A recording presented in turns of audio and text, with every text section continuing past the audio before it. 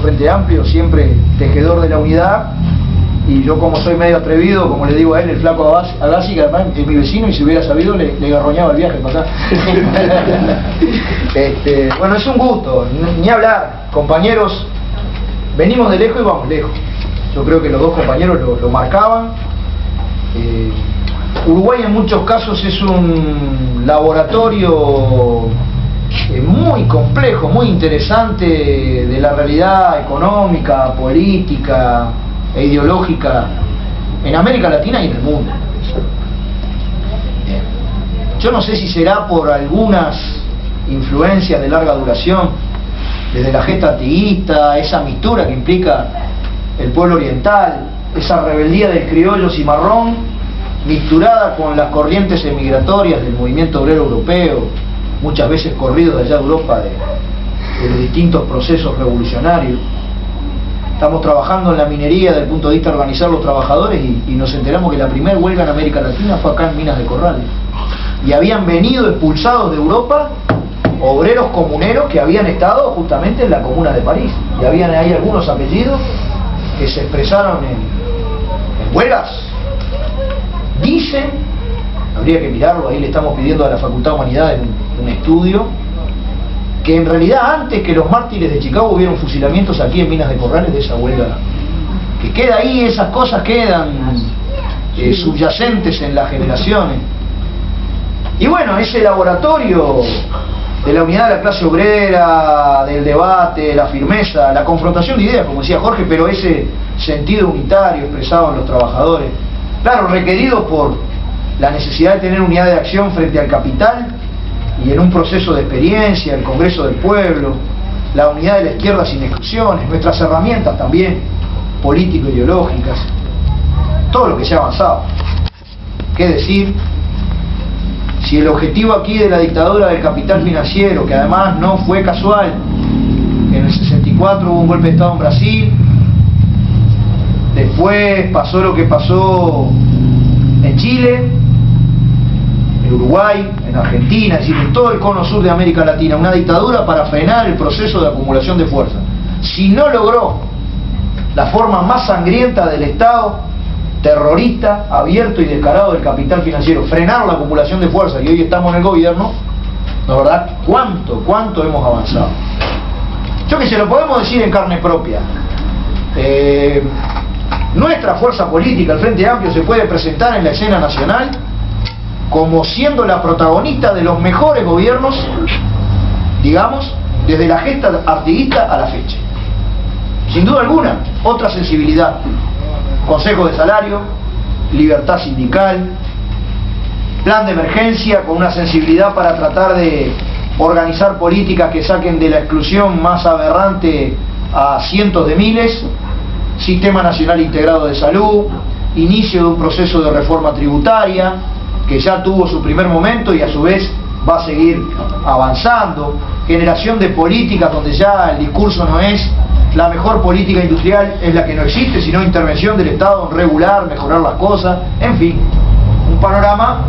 de un cuadro general de avances que nos permite tener confianza en el proyecto y difundir las realizaciones y las cosas positivas, porque tienen básicamente dichas políticas un subproducto que creo que es lo fundamental, inclusive tal vez más importante que sus resultados en sí mismos. Generan una mayor densidad democrática, generan posibilidades de más participación, de organización popular, en fin. Y al mismo tiempo, naturalmente, por lo menos en nuestra visión, es un salto cualitativo enorme. Nosotros decimos que casi podría establecerse la categoría de que estamos en un nuevo momento en la acumulación de fuerzas, un salto cualitativo, es un momento de nuevo tipo, porque en vez, digamos, de ocupar el timón del Estado, aquellas fuerzas que han estado permanentemente vinculadas al bloque de poder, al final de cuentas nuestras fuerzas, las del pueblo, ocupan el gobierno. Pero aquí es donde nosotros ponemos un acento que no desconoce las realizaciones y las cosas positivas, sino que tal vez dobla la vara en los aspectos críticos para promover tres grandes ejes que nos parece deben debatirse para seguir avanzando. Lo cierto es que los resortes principales del poder todavía siguen en manos de la clase dominante. del bloque de poder, que tiene además una composición. Es básicamente el capital transnacional, las grandes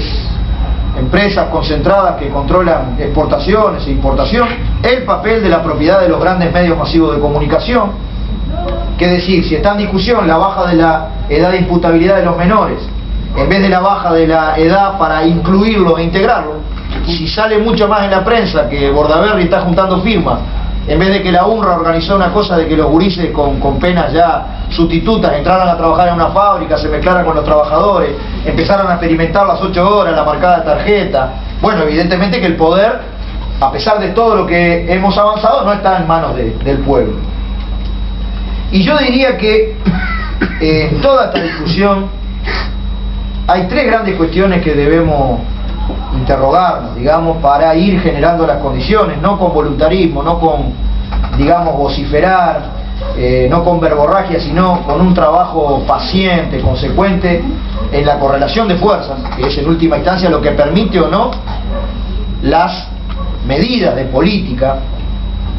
Yo creo que a pesar de todo lo que se viene haciendo, todavía la matriz productiva de nuestro país viene evolucionando en un sentido que no es, digamos, la de un proyecto transformador,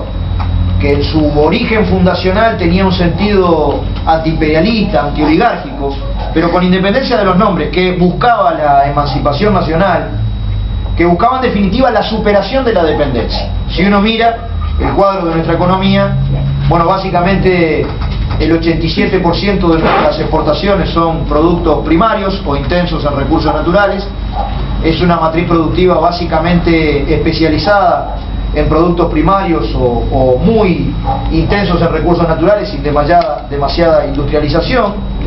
muy concentrado y centralizado en pocas manos y básicamente extranjero. Esto pasa en la tierra, pasa en las bocas de salida de las cadenas productivas, pasa en distintos mecanismos. Bueno, yo creo que nosotros tenemos una agenda de transformación que debe formularse preguntas para responderlas entre todos. ¿De qué manera cambiamos inclusive el propio patrón de crecimiento del Producto Bruto Interno, cambiando la cualidad, cambiando la calidad de nuestro crecimiento y yendo a una situación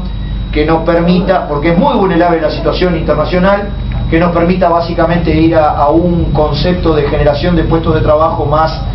ricos en conocimiento incorporado en la producción, que no sustituye ni el turismo ni las actividades primarias, sino que les agrega más materia gris incorporada en los procesos de producción, más industrialización, más complementación productiva con el Mercosur, pero de alguna manera cómo vamos a una serie de políticas que tengan efectivamente